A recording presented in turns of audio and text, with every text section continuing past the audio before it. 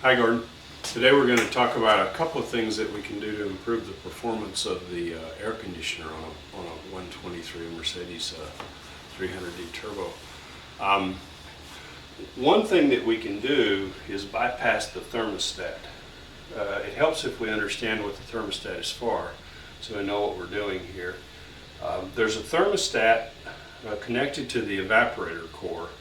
The evaporator core, of course, is the heat exchanger box that's under your feet, and that's the thing that gets cold with Freon. So this is the thing that's removing the heat from the car. And the reason they put a thermostat on there, and this is what one looks like, is they want to make sure that the condensation taken out of the air inside the car, that moisture, that condensation, if everything got too cold, if the evaporator got too cold, it's theoretically possible to make that condensation turn to ice. You could freeze it because the evaporating Freon can get that cold. So if that ice ever formed on the evaporator, what would happen is that the Freon wouldn't turn from a liquid to a gas through that evaporator like it's supposed to as it passes through that expansion valve, because the fan wouldn't be able to blow air across the evaporator and let it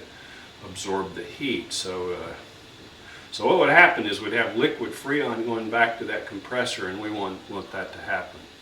But in most situations that'll never occur, especially in hot climates, because there's just no way that you're ever going to make that evaporator, no matter how long you run the compressor, cold enough to freeze the condensation that's in the air.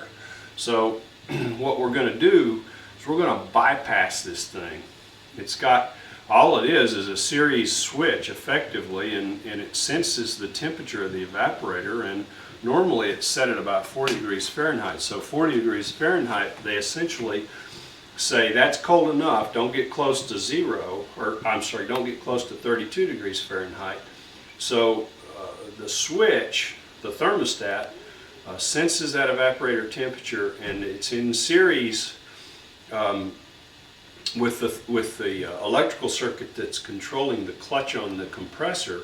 So what it does is it just shuts the clutch on the compressor off, so the compressor is no longer operating. So what they do is they cycle the compressor on and off if the evaporator gets too cold. And what we want to do to improve the performance a bit in hot climates is just make the compressor run all the time.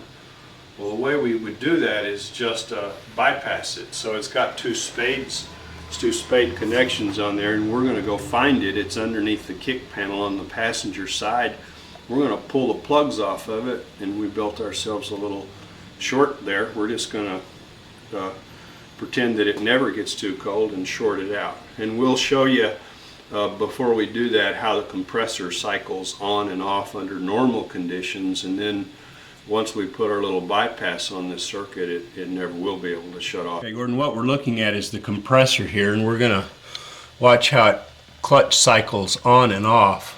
We're looking at the bottom side of the car, and of course you don't have to do this to understand. We're just doing this for to illustrate the whole concept. But the clutch turns on and off on an air conditioner, and we want to watch this thing cycle and show you what we can do about it. So the clutch, we've put a couple of white dots on the clutch. So there and there. And we're going to watch while the air conditioner is running, this automatically cycles on and off, and that clutch engages and disengages. Now when the white dots are stopped, the clutch is disengaged. And of course when it's spinning around, when it's engaged, the white dots won't be so apparent as they are right now. So let's go start the car and turn on the air conditioner and watch what happens under normal conditions.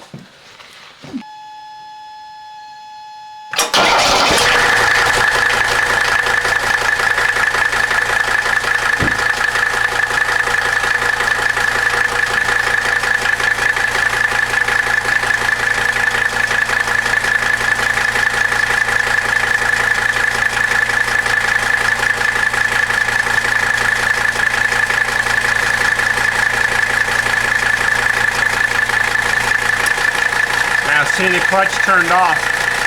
See it stopped. It's not spinning. Compressor's not running.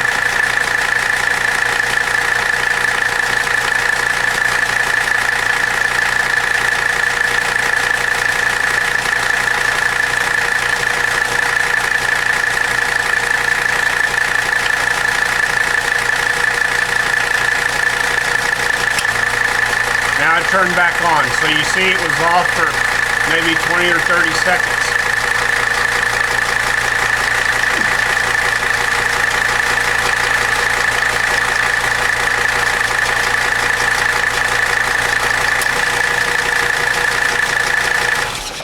Okay, we're going to pull this kick panel off on the passenger side of the front. There's 4 little plugs here that there's just Phillips screws, there's 3 little plugs, and there's 3 Phillips screws that hold this kick plate. We're going to take it off, and the thermostat for the air conditioning system is underneath here, and that's what we're going to bypass.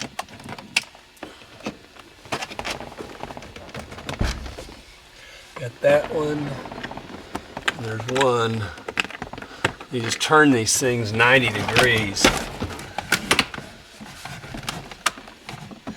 And now, right, we didn't even have to take it all the way down. If we look, right here is the thermostat. You can see the little coil right here.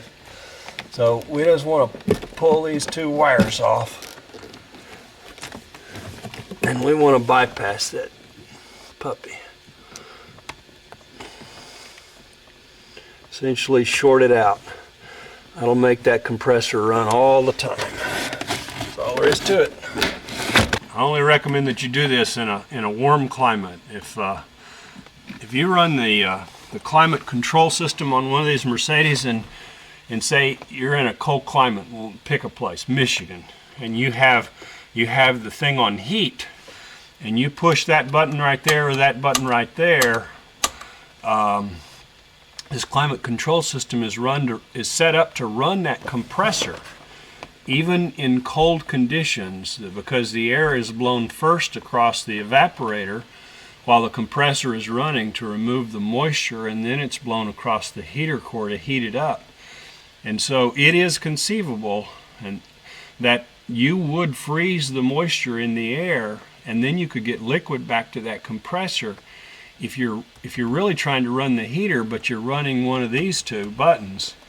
And so you could effectively destroy that compressor if you did this in a real cold climate and you ran the climate control on one of these 2 settings. Another thing you can do to improve the performance of the air conditioner on one of these Mercedes is to change the condenser out.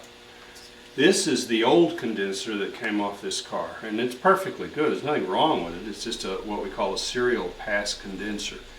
So essentially,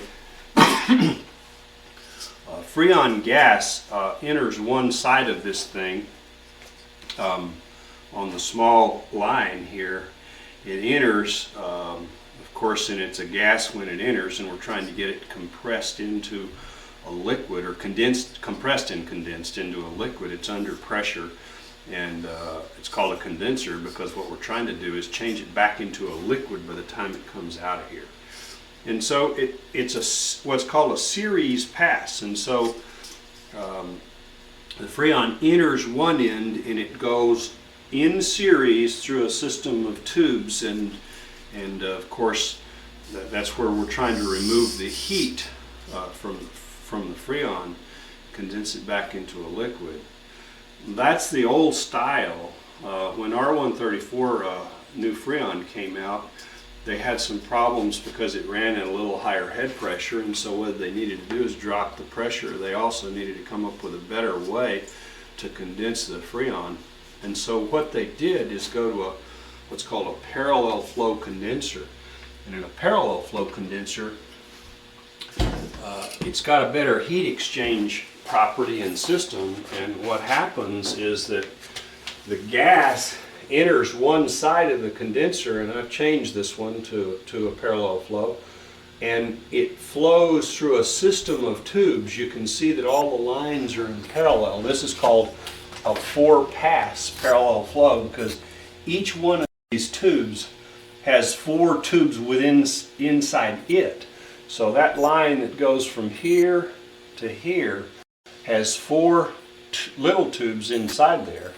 And so the gas enters, the Freon enters a manifold on one side, and it flows in parallel instead of in series. So a whole bunch of paths for that Freon exist across that heat exchanger, and it's just much more efficient. So it has the ability to get rid of a lot more heat in a better way. And so this particular one is a generic heat exchanger. It's called a parallel flow 4-pass, and it happens to be 14 inches deep and 22 inches across.